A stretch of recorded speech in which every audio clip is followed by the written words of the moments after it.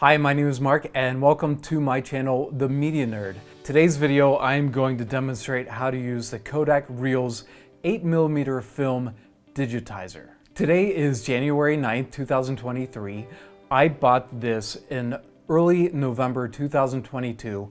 It's right out of the box. The reason why I'm telling you this date is if you're watching this video and it's a couple years from now, they may have new digitizers available. So I wanted to be as current and as honest with you as I possibly can. Taking this right out of the box, the first thing that I noticed that I really liked is the really large LCD screen. Another thing that I really like about this is it's like old school feel. It has these arms that come up and down like this. And it reminds me of an 8mm film projector, so I think that's pretty neat. The next thing that I really like about this, there's a handle sort of in the back and it's really light, so it's really easy to pick up. The last thing that I really like about this so far, just looking at it, is on the top are all of the buttons. And the buttons are really nice and big and visible and easy to push. And they're not gonna wear out as far as I know. Let's look at the back of this for a moment. Here it is. It has 3 ports on it. The SD port. This is a 64 gigabyte SD card that I just formatted. This unit will take up to 128 gigabyte SD card. I really don't know why you would need something so big, but it's nice that it's like that. The other digitizer that I have only takes up to a 32 gigabytes, so if you have a bunch of 64s and no 32s, you have to run to the store. And I have a bunch of 64s, so I really like the option of larger cards to be able to put in. It also has a USB port right here, and this can plug directly into your computer, whether it's a PC or a Mac. And then obviously, this is your power cord right here. It's a DC 12 volt. Now let's get under the hood of this baby and see how it actually operates internally. I have the user's manual, so I'm just going to read the specs right off of here. The image sensor is 8.08 megapixels, which is 3280 by 2464 with a third CMOS sensor. You know, the third CMOS sensor, I had the original Sony HD camera, and that came with a third CMOS sensor, and it shot really well in HD, so I'm hoping that this will capture really nice and clear with the same kind of size sensor as that Sony HD camera that I had years ago. This display screen is 5 inches. That's really nice because it doesn't have to hook up to a TV. I'll be able to see it really nice just from this LCD monitor right here. I think that's really important. Like I said, the memory capacity for the SD card is up to 128 gigabytes. The file output format is an MPEG-4. The exposure, you can either do auto or manual, and we'll get into that in just a little bit. The white balance is auto. The frame rate is 20 frames a second. The focus is fixed. The scan speed is 2 frames a second. So I'm going to be really anxious to know how fast it's going to digitize this film versus one of the other 8mm film digitizers that I have. The language options, that's pretty cool. It's English, Spanish, French, German, and Italian. The support system is Windows XP, Vista Windows 7, 8, and 10, and Mac 10.7.3. And the compatibility for the film is either 3-inch reels and big 9-inch reels. Taking it out of the box, this is what it comes with. A large take-up reel, a red adapter for Super 8, and a gray adapter to go on this side when you rewind the Super 8 film. A lens cloth, a power cord. It also has a USB cord that'll plug directly into the computer if you want to go that route. Let's quickly talk about the difference between 8mm and Super 8mm film. This is an 8mm film. There are 2 ways that you can identify if this is 8 or Super 8. The first one is the size of the hole here. It's about the size of a pencil, and that signifies that it's 8mm. Plus, the sprockets here, they're pretty large. However, sometimes 8mm and Super 8, they could be switched around in the plastic reel.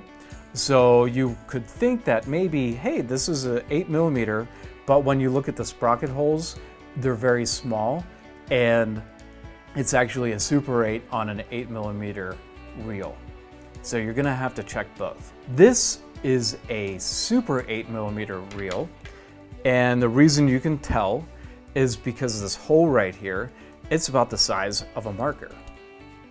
See that? And the sprocket holes, they are really small. They are much smaller than the regular 8. Just like the regular 8, the Super 8 could have been put on a regular 8 reel. So you really need to identify mainly the size of the hole of the Super 8 sprocket. The Kodak Reels 8mm film digitizer, it comes standard with 8mm, and it can also play Super 8. There's a switch right here that you would switch back and forth to 8mm and Super 8.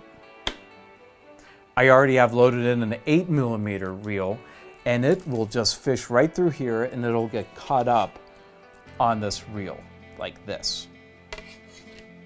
Now if I have a Super 8, like this one is, they supply you with this red adapter that fits right on in, and it puts right in. It won't really come out, and it'll just fish right through, and once again it'll get caught up with this reel right here. Pretty simple. When you want to rewind, all you do is put it over here, and they give you a gray adapter. Put on. That fits right in. It comes right through here. And this will now fit on here. No rewind through, just like that. Pretty slick. Let's now turn on the Kodak Reels 8mm film digitizer and go through the setup process. See the top just has a nice on button right there. And you can see that it has different arrows, be able to adjust things, has an OK button, it has a back button, and a plus and a minus. So we're gonna go through what all of those do. Here's the main screen. We have capture, menu, and settings. Let's first go to the menu and see what that's all about. I'm going to hit the arrow just to go right over and hit the OK button. So it has my recordings, which you'll be able to check out what you recorded, obviously. It has a rewind and a fast forward function. I think that fast forward function is really cool. Let's check that out really quick. So I'm gonna put my 8mm film. Let's put the catch-up reel right here. And I'm going to put it through the top sprockets here. And let's go down to fast forward and see how fast it goes. It says press OK to fast forward. That's nice.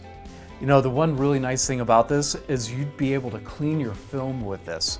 So if you check out my cleaning videos, all you would take is your PEC pad and your fluid, and you could pinch it right on and clean while it's going forward. And it's going at a pretty fast rate too. Just hit OK. Let's go to rewind. Let's just hit rewind this way. Okay, so you can't rewind it. It's still going in the forward direction even though it's saying rewind. That's interesting. So I would have to flip it around to be able to rewind. You're going to want to make sure that it's lined up on here. So let's hit rewind.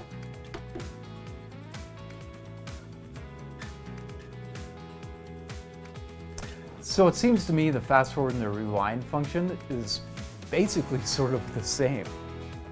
Now that we've gone through the rewind and fast forward function, we're gonna hit this back button here. Get back to the main menu and let's go over to settings. And hit my arrow and OK. As a language that we talked about, if you change the language, you would just hit OK and go through. Hit the back button. USB upload, so you would be able to upload directly from the machine to your computer using the USB upload. Erase SD card and factory reset. And here's the about. Let's see what the about says.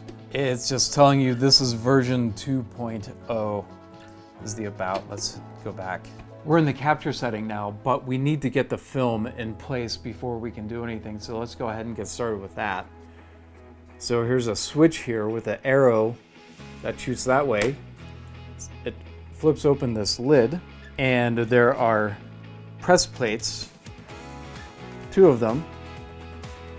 So you're going to want to take your film and bring it through and you just lay it right in. There is nothing really too difficult about loading this film. There's only 2 little catches on the left and the right that it has to go under, and it looks like you just have to close it. Now we're gonna follow the line to load it onto the take-up reel. It's gonna go down and then up and through, get to the end, and put it right in. Oh, I like that the take-up reel has some notches to be able to really grab onto the film reel. I have the film loaded and we're going to go to the capture by hitting OK. And we see a picture right now, so what if we just hit OK again? There it goes.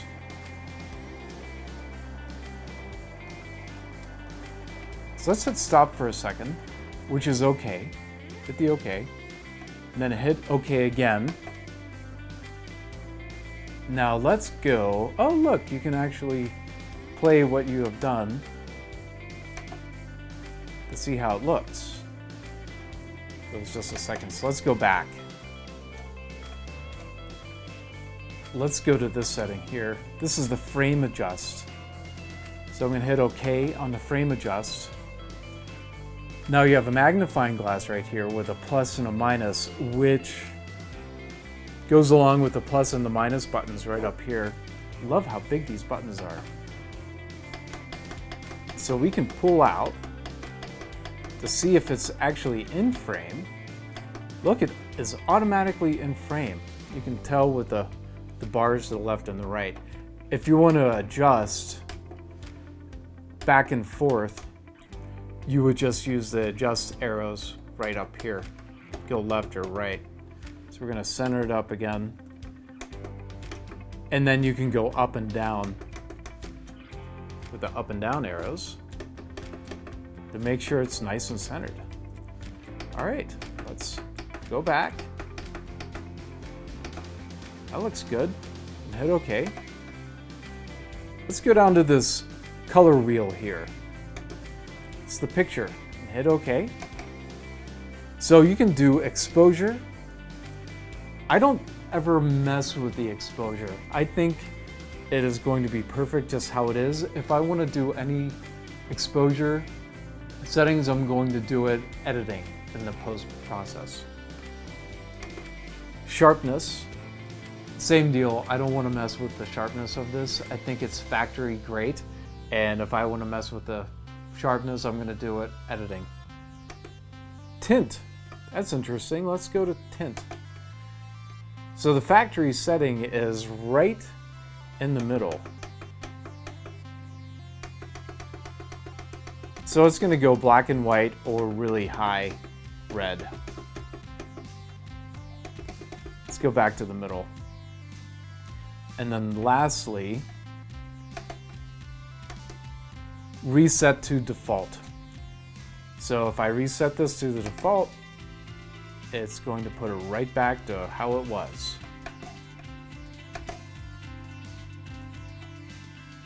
So that all seems really simple. Let's go back and see how it captures. I'm just going to hit OK. I'm going to go up to the record. Let's hit OK.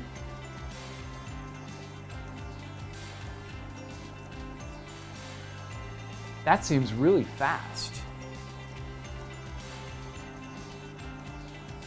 Once again, I really love how big the picture is. The other digitizers that I have to hook it up to a TV to see what's going on.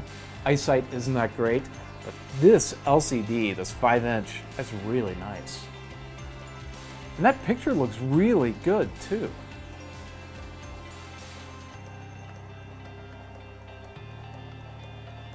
Let's hit OK to stop it. And we can go to playback. There it is. That looks really nice. Fast. We're now back to the main menu. I want to go back to menu right here. Hit OK. And here's my recordings. Let's hit OK on my recordings. Look, you can choose your recordings. It has thumbnails. That is really nice. If you want to delete, it's great. You just hit this minus sign to delete. Okay, let's delete that one. So this is really sweet. If I messed up the first recording and I had to rewind and do the film over again, I just delete it right from here. I'm really digging this machine. And like the other digitizer, when you pop out the SD card, it's going to want to restart, but it doesn't automatically shut off. You have to restart it. That is it. I mean, I never used this before. I basically went through it with you for the first time. It was super simple, really easy plug and play.